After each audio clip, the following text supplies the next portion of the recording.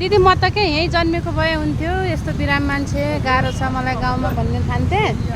अनि यहीँ जन्मेको भए हुन्थ्यो भन्ने अरू खासै मन परेको थिएन कि अलिकति उपचार गर्नलाई यहीँ आउनुपर्ने धाउनुपर्ने गाडीमा मलाई बमिट हुन्थ्यो। त्यही भएर मलाई अलिकति दुःख मन लाग्यो मेरो बुढो यहीँ जन्मिनु पर्ने होइन। अनि तपाईँले के लाग्छ ल सल्लाह सुझाव दिनुहोस् त। मेरो बहिनी त यही ठाउँमा हुनुपर्ने, तर पाहाडबाट आएर रुकुमदेखि आएर पनि दिदीलाई यो ठाउँमा यहाँसम्म घुमाउने, यहाँसम्म दिदीलाई अन्तर्वार्ता लगाउने, यहाँसम्म देखाउने चिनाउने बहिनी त धेरै मेरो लागि भगवान् जस्तै। मेरी बहिनी यही ठाउँमा भइदिए भए त म पनि बस कस्तो हुन्थ्यो कस्तो भगवान् भन्दा एक त भगवानै छ, भगवान् भन्दा पनि झन् ठुलो भगवान् छ। हाम्रो बिना चाहिँ पानी लिएर आउनु भएको। अब के गर्नु त दिदी, यस्तै भयो।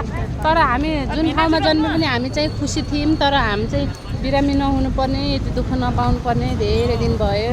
काठमाडौँ बस्दाखेरि अलिकति समस्या नै भयो। कहिले हिँड्नुपर्ने, कहिले भोगै पनि बस्नुपर्ने, समयमा खानै नमिल्ने, समयमा हस्पिटल जानु पर्यो। हस्पिटल गयो भने लाइन हुन्छ, थाहा छ हजुरलाई पनि। म एकदम धेरै दुःख पाएको छु। आज चाहिँ खुट्टा सुन्नेर यति जात्रै बाखा ल हेर्नुहोस् त कस्तो दुखिराखी सुन्नेर गाह्रो बाखा दिदी। दिदीले गर्दा बहिनीलाई साह्रै उ भयो के। मेरो भिनाजु कहाँ जानुभयो अहिले? गाडी गर्नुहुन्छ तर भिनाजुले। यो सहरमा बोकेर सुहाउँथ्यो भने त म त बोकेर लगिन्छ बहिनीलाई। के बोकेर सुहाउँथ्यो भने म बोकेर गाह्रो भएको छ मलाई त बोक्नसम्मै बाखा दिदी, दुःखै बाखा के गर्नु।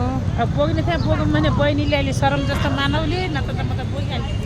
बिजोग छ, जिन्दगी बिहाल छ। मेरो भिनाजुले मारिहाल्नुहुन्छ। पनि मनले चाहिँ बोकेको छ मेरो बहिनीलाई। तर धरारामा चढ्न मन थियो, म त सक्दिनँ नि त, खुट्टा दुख्छ। त्यही भएर त्यस्तै टुपी ठरिया हेर्ने हो। गाह्रो छ मलाई त के गर्नु दिदी। त्यहाँ धरारा जाने गेट त्यहाँनिर छ, हजुरले थाहा पाउनु भएको कि छैन। म त फेरि एकदमै जान्ने बुझ्ने कसरी भएको हो भनेर चाहिँ उपचार गर्न आइराख्नु पर्छ नि त। त्यही भएर यो धरारा पनि थाहा छ मलाई, माथि जानुपर्छ भनेर। शिक्षकहरूको भिड लाख यहाँ त दिदी, जात्रै छ। त्यही भएर यत्रो गाडी आयो होला, के गर्नु दुःख भएको। आज त म त खप्नै नसक्ने भएको छु। भिनाजुले मारिहाल्नुहुन्छ अहिले हतार बाखा। अगाडि हुनुहुन्छ भिनाजु।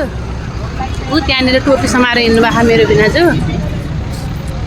अनि यही हो।